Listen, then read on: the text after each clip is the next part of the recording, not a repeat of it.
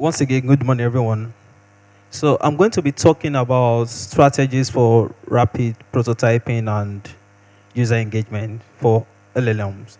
That's large language models. So, my name is Adedamola, technical lead Uburu Health. Um, this is my social media handle. So, it's going to be a quick one. So, who anybody here who knows about LLMs? Anybody? What does it mean, basically? Thank you so much. So, what this talk is all about is we understand that who knows how much NVIDIA is worth today? They worth a lot, right? And then they've overtaken the likes of Microsoft and then a lot of other big companies. And that's because LLM large language models are becoming a popular thing, and a lot of people are becoming their customer, which means we know that LLMs are compute intensive. We need a lot of GPUs to run them. So there are factors that we have to consider, and then those factors are the factors that give rise to this talk. So one is computational resources. We know that compute is very important when it comes to LLMs. And then prototype iterations and testing. So you have a model which you have built. You know that it takes, even just chatting with ChatGPT alone, we know it takes a lot of time to get the required output. You have to do a lot of prompting, iterate your prompting before you get your output. So that's prototyping, iterations, and then testing. So you have a lot of iterations. So the next thing is cost and time constraint. We understand that we don't have unlimited resources. We have finite resources. And then no matter how much we have in investment as startups, it is exhaustible. The moment the money has a name, 1 billion, that's the end, right? So, and then we don't have forever competitive advantage. Like time to market can be a competitive advantage. Also, there's deployment considerations. So now you have your LLMs, you have your models ready built, you've done your testing. Now, there's still a question of where do you put it, right?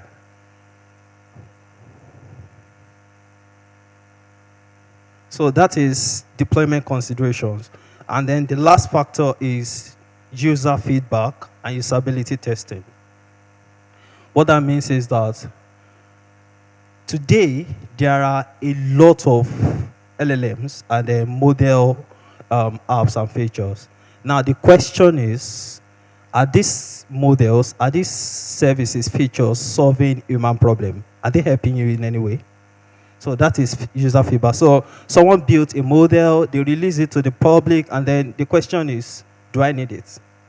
Right? So these are all the factors that give rise to this strategy.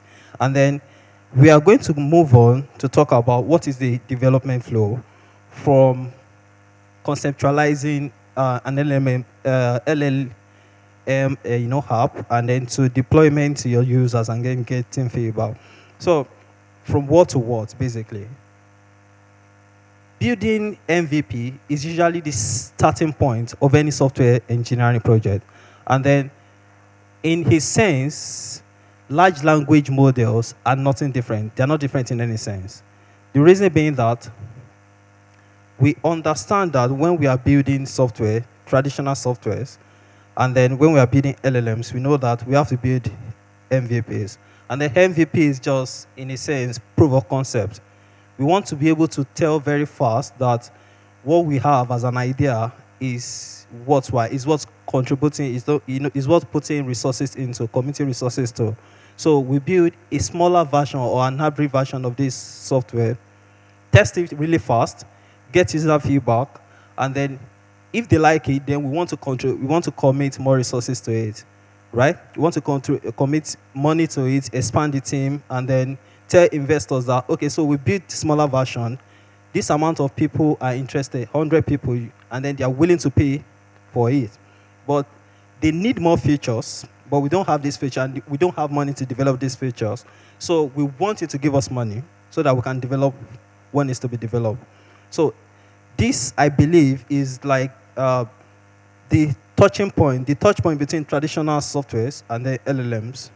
So then we all are aware that one important ideology that we have imbibed in building traditional software so far is the idea of lean startup, which is also very similar to the idea of building MVPs. So what that means is that you start with an idea, then you be like, okay, I want to code it fast, right? It doesn't hurt to write some code, some tests. You will not pay money to write the test, and then you get some data, which is you get user feedbacks, and then you iterate, circle back to the idea and change it, tweak it a little, and then you want to do all of this thing in a very fast manner. We don't have time, and then so you learn from the data, you go back to your idea, you build again, you write your code, and then you measure, and then you get feedback, and then the cycle continues. The important thing is that we don't want to waste time doing on any of these ideas. You don't want to waste time forming your idea, because while you are there, someone else who has the same idea might decide to build it, get to the market before you, and then have first mover advantage. And as a result of that, take all the share of the market, have 100% customers, and then when you are ready to release your own product, you find that you don't even have any customer willing to, move from the initial customer to your own product because of the idea of vendor locking. So we have to, as much as possible, minimize the time through the loop. So, and this is what led us to rapid prototyping. What this means is that we know that you want to move from idea building to coding to building as fast as possible, to getting feedback from customer and then back to the idea, which means that we have to prototype very fast. Prototyping means is that what it means is idea building to coding, and then this will become more obvious in later slides. So in building our MVP, we know we need time, and then we need money. And then we have to minimize both of these. So in this talk, disclaimer, this talk is largely very somewhat technical, and then I'm just going to be speaking to the code which I'm going to be running in very soon. So we are going to be using the model which is Llama. It is built in C++, and it is ideal for running large language models on local hardware, which means you can install it. It's very easy to install. You can visit the repo here. The instructions are there. You clone, you make, and then you just run it. Minimal dependencies, versatile model compatibility, and then is mostly compatible with Apple machines. And then a plus is that the community behind it are robust. So let's get into the demo. So quick question. How many people have played the game Wordle game? Okay, thank you, some people. So I have a Wordle game here. And then I'm going to explain the idea. I'm going to go ahead to show you. So I am using a studio here that is called LM Studio. What LM Studio does is it allows you to download models locally, right? After you have downloaded models, you can then, give me a moment, please.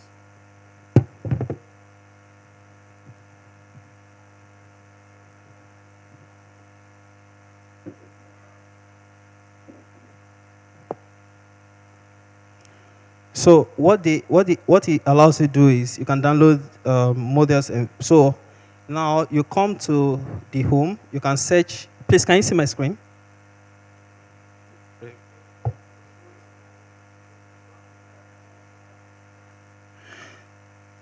So the studio is free. You can download it easily on the internet, right? So you come here, you search for Llama.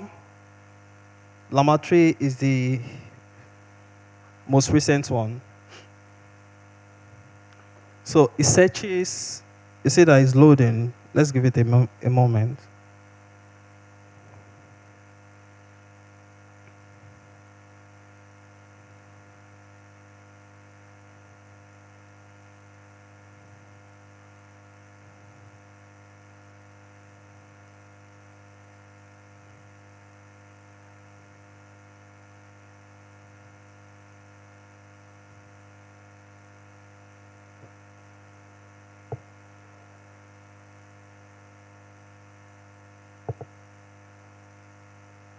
Sorry. Okay, so you see, if you check well, you see a list of models here. These are models that you can use in here, and then you can activate them. Some of them are very large, so you click on the one you want.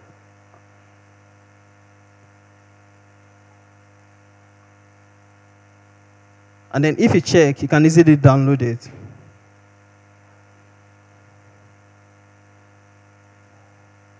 Just give me a moment to set this up. Right, so I already have a list of some models already installed here. So if you check my installations here, I have Meta Llama 3 Instruct, Llama 3 IR. So I'm using the Llama 3 from Meta, which I'm going to activate. So it's loading it up.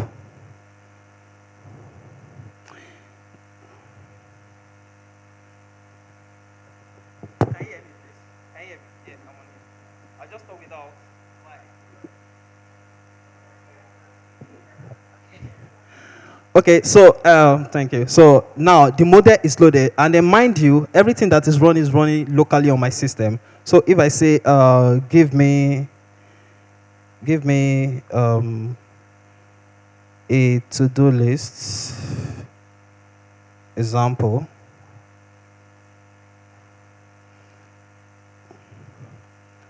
So it's going to give me, this is totally locally on my computer. So it's going to run it out.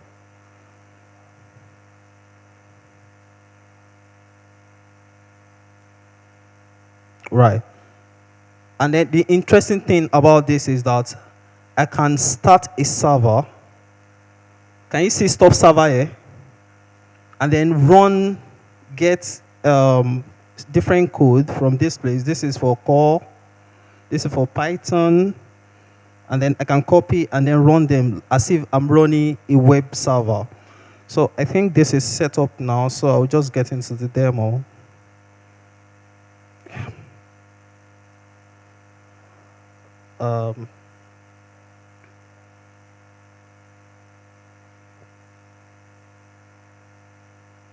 Can you see this? So what the word does is that these boxes, the number of the boxes I have here signifies the number of letter of words that is asking me to input. So for instance, if I input brown, I click submit. What do we tell you? We give you the letter that is part of the word, but is not in the right, location in the word.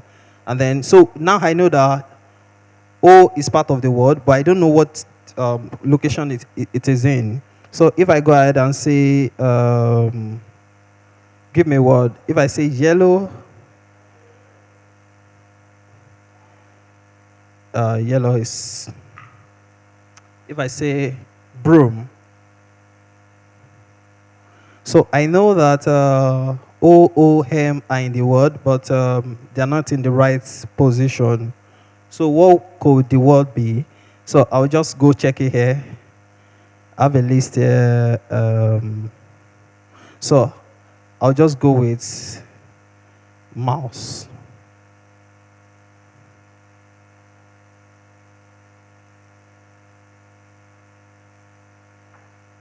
So it matches mouse. So what am I trying to show exactly?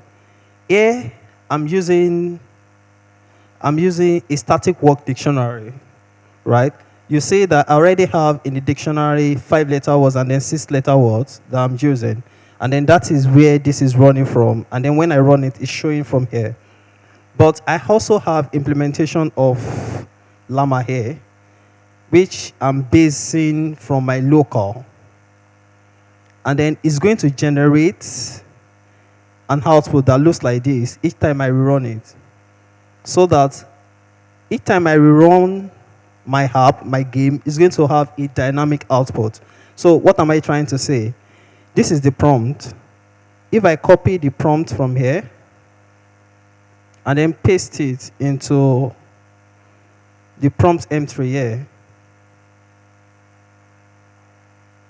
I should get an output that looks like my static word dictionary.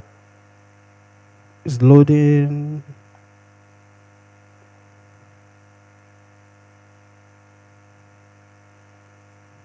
So you see that I have pattern 1, feeble, stones, and so on and so forth. So now if I switch from the static word dictionary to this, save, and then rerun my app,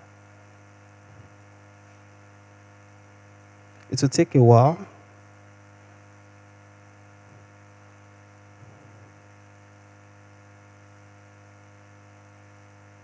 Now I have totally different word generator, different from the word dictionary I have here. So you see here I have house and orange, but what I have here is laugh, computer, vacation, which is totally different from what I have hard coded into the code. So now I have to put input 1, 2, 3, 4, 5, 6, 7, 8, and 8-letter word. I don't know what that's going to be, but to give A, S, D, 3, 4, 5, 6, 7, 8. Now I know that A and D is part of the letters. Submit more. It's telling me that one of the letters in the word is D. I don't know still. Now it is telling me declare. So I put a hint on the third trial just to get the word. So I can say that it's going to be declared. So the word is declared. I don't know, are you guys following? So if you check the generator, you will see that declared has to be part of the words. Yeah. In the 8th generator. Sorry? Last one, yeah. 7. 7. Second line. Okay, yeah, this is it. Right?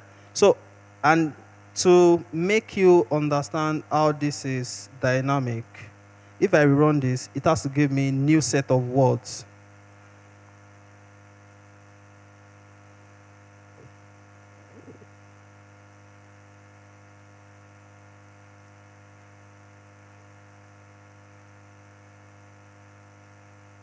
If I check llama here, it's going to be generating all the words, and then now it should be ready.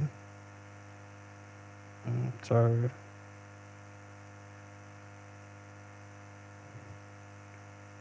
It's generating the words. Yeah.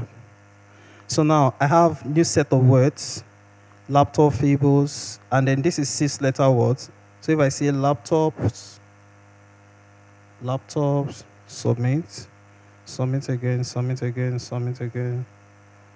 I don't think I'm going to get this one. Fables.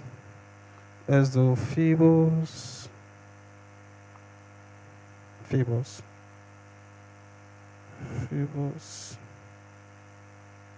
Yeah. So the point is, now I had an idea on how to do implement Wordle game with LLM Llama. I implemented it locally on my system. Imagine I have to call OpenAI endpoint, and then I have to pay like $5 for each of the requests I'm making to the endpoint. I've made a lot of mistakes today. I've run this app like a couple of times. Maybe by now, I'll be $20 in debt that I have to pay OpenAI. But I don't have to do all of that because I'm running the model on my system, and then it's pretty straightforward. Now, now I have an idea. This is not perfect. The game is not perfect, which is why we have to do a lot of iterations. But I still want to go to the market and say, hey, I have a game. Do you guys like it? Before we commit a lot of resources to fine-tuning it. So, which is what will now bring us to. So now we know that we have prototyped, which only take us from the idea to the coding, which is just half the lean startup ideology. So now we have to talk about user engagement. User engagement takes us from code to getting data, which essentially make us to learn if what we want to commit resources to is what's committing resources to. So now we have the code we learn. So one of the two strategies that I think are free and easy to implement when it comes to user engagement is using Hugging Face Spaces and then Hugging API inference. So the idea behind this is Hugging Face Spaces is just like GitHub. You put your code on there, but the interesting thing about them is that they give you an interface, a space where you can see your code run. And then your code is going to be implemented in Streamlit. So I can put this Streamlit code on Hugging Face, and then they are going to give me a URL, a live URL that I can click, that I can send to anybody all over the world that they can access this game on, and then give me feedback based on their experience with it. So this is a setup, and this is typically what the code looks like. You use touch, Streamlit, and then use transformers. Create button, just like any typical Streamlit app. And then at the end of the day, I have something that looks like this. So in my app.py, I have my Streamlit code. And then in requirements.txt, I have the requirement, which is going to be, in this case, Streamlit, PyTouch, and then I guess maybe, okay, no OpenAI, just those tools. And then if you see here, where I'm hovering on, there's something that is called apps. So I can go to my files to see the file on the page. And when I click on apps, after I've uploaded my code, it's going to tell me that it is running. And then I can click on apps, and then it's going to run my code live. And then I can copy the link and send it to people, and then they're going to have access to my code. So for inference API, I never thought we were going to have time for it. So you can visit this to read more about it. I'm sorry for what happened at the end of the talk. I never thought that it was going to be disrupted that way. But just so I have 5 minutes more. So please, if you have any question, please ask.